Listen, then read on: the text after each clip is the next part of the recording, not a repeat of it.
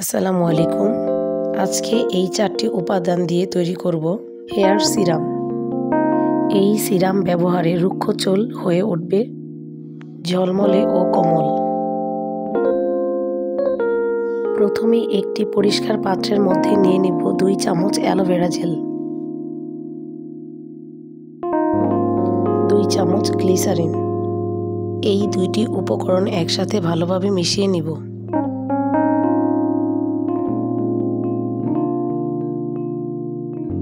তৃতীয় উপকরণটি হল olive oil.